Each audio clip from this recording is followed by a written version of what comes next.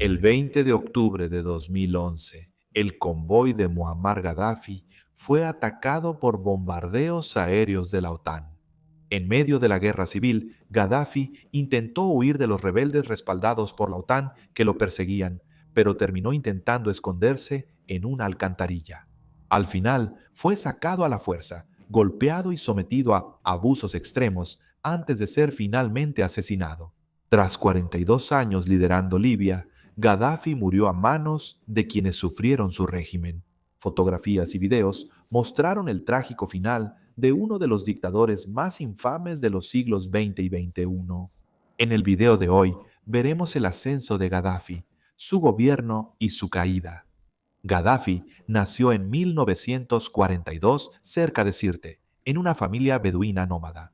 Desde joven, Gaddafi conoció las consecuencias del colonialismo europeo, ya que Libia estaba bajo control de la Italia fascista. Su abuelo había sido asesinado durante la invasión italiana de 1911. No sería hasta 1951 que Libia obtendría su independencia, pero incluso entonces fue gobernada por el rey Idris. Idris se benefició mucho de la inversión occidental en los campos petroleros de Libia, enriqueciéndose. Para la mayoría de los libios, la pobreza era común, con mortalidad infantil de hasta 40% y analfabetismo mayor al 90%. Aunque su familia era pobre y no había educación gratuita, el joven Gaddafi se dedicó totalmente a estudiar. Admiraba a líderes árabes, en especial a Gamal Abdel Nasir de Egipto, como modelos a seguir. Gaddafi también creía en el nacionalismo árabe, en el socialismo y en que el colonialismo occidental debía ser combatido. Pronto se unió al ejército como oficial, con la idea de que estaría en la posición perfecta para formar un cuerpo revolucionario que algún día pudiera tomar el poder. En 1969, Gaddafi y su Comité Central del Movimiento de Oficiales Libres dieron un golpe de Estado. Mientras el rey Idris estaba fuera, Gaddafi tomó control de aeropuertos y edificios gubernamentales y militares. Gaddafi y sus compañeros oficiales tomaron el control rápidamente y sin violencia. Gaddafi prometió por radio al pueblo de Libia que su gobierno priorizaría la libertad, hermandad e igualdad. Entre sus primeras acciones estuvo retirar las bases militares británicas y estadounidenses de Libia, además de expulsar a los libios italianos y judíos. Se presentó como un día de venganza por los crímenes de las fuerzas coloniales italianas y la opinión de Gaddafi sobre Israel como proyecto colonial. Restablecieron leyes islámicas tradicionales, como prohibir el juego y el alcohol, impuestas en Medio Oriente por Occidente. En 1973, Gaddafi nacionalizó el 51% de los activos petroleros en Libia. Esto sucedió en la crisis petrolera de 1973 y aumentó los temores de Occidente sobre la unidad árabe. Gaddafi utilizó fondos petroleros públicos para impulsar grandes reformas sociales. La educación obligatoria para los niños fue gratuita por primera vez. El acceso a la educación superior también se hizo gratuito y se animó a los adultos a continuar sus estudios. Se erradicó el analfabetismo, se construyeron viviendas e infraestructura, mejoró el acceso médico y se brindó bienestar social a quienes lo requerían.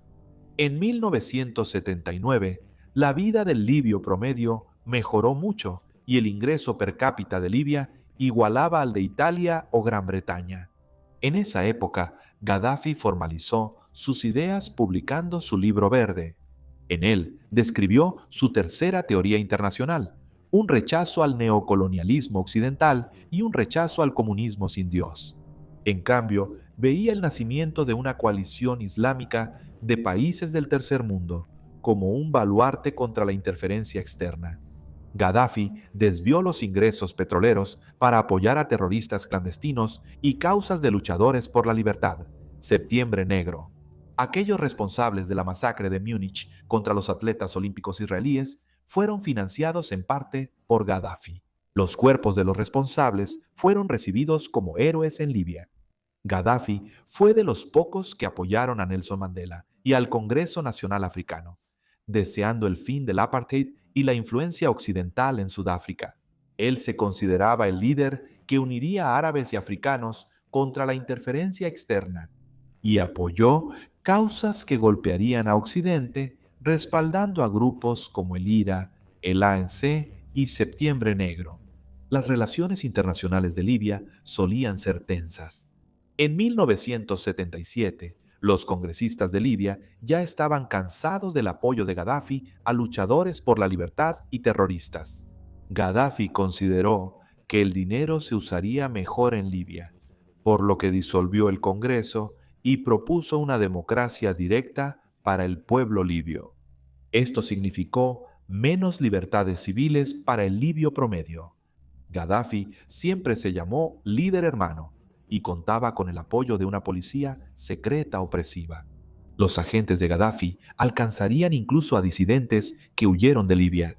A menudo, los agentes de Gaddafi daban ejemplos muy públicos de quienes lo desafiaban, asesinándolos a plena luz del día. Este enfoque imprudente se ejemplifica en la muerte de la oficial británica Yvonne Fletcher. Ella estaba trabajando en una protesta frente a la Embajada de Libia en Londres, donde libios exiliados y disidentes protestaban contra el régimen de Gaddafi desde dentro de la embajada.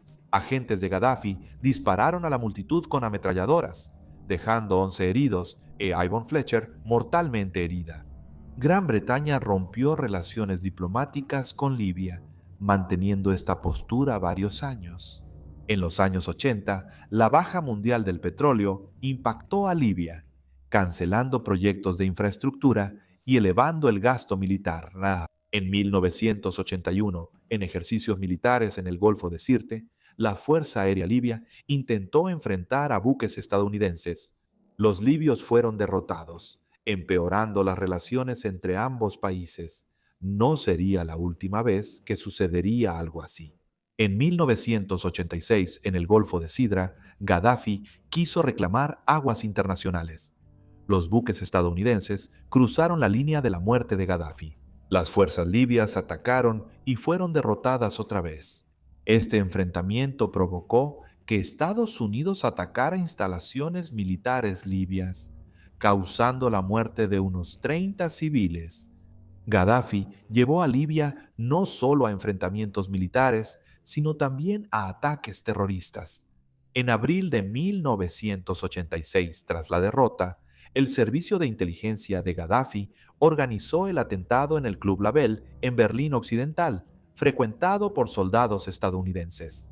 Murieron 3 personas y 229 resultaron heridas. Sin embargo, el acto más infame fue el atentado de Lockerbie.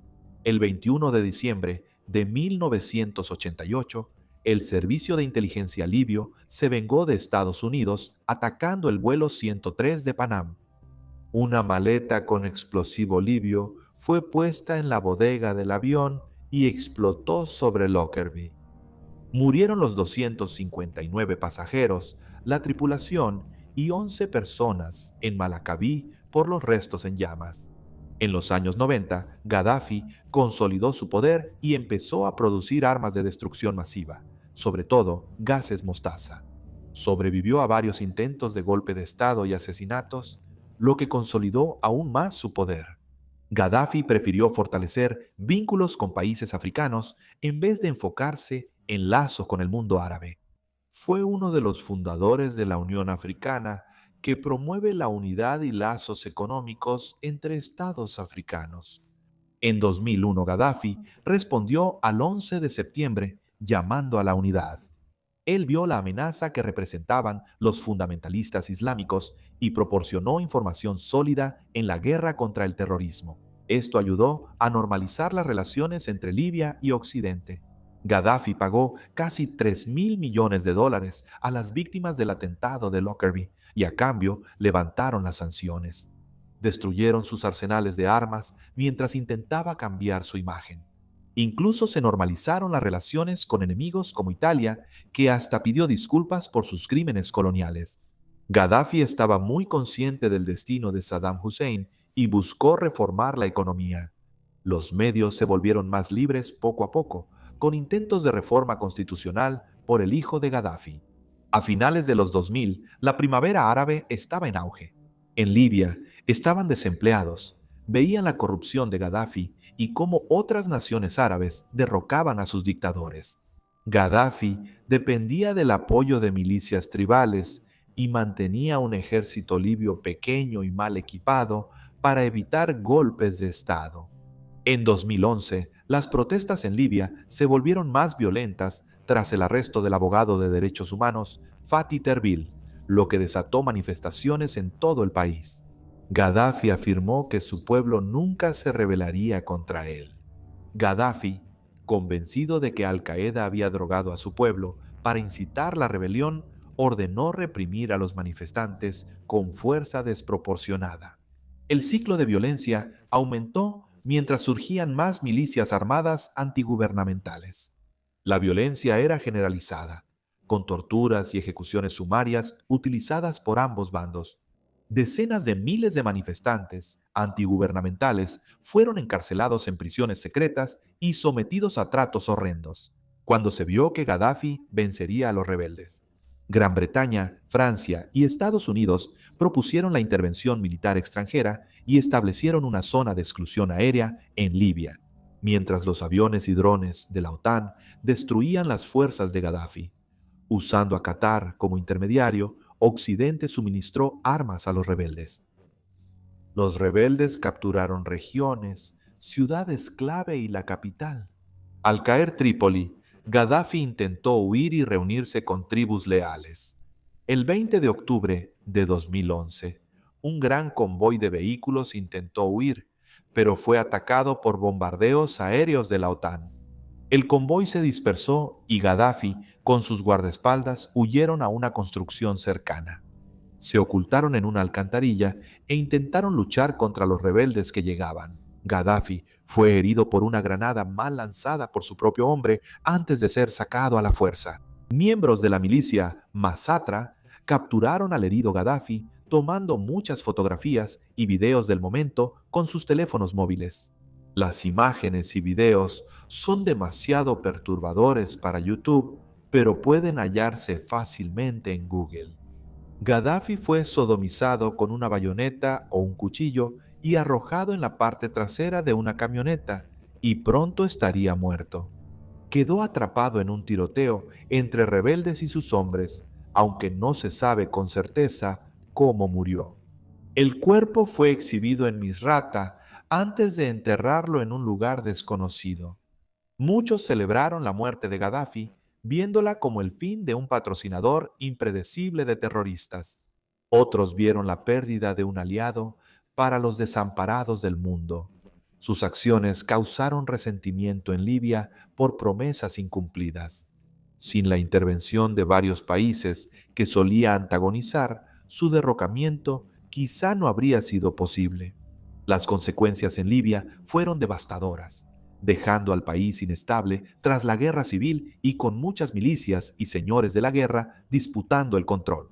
Gaddafi seguirá siendo uno de los dictadores más controvertidos de los últimos tiempos, y uno que tuvo un final increíblemente atroz.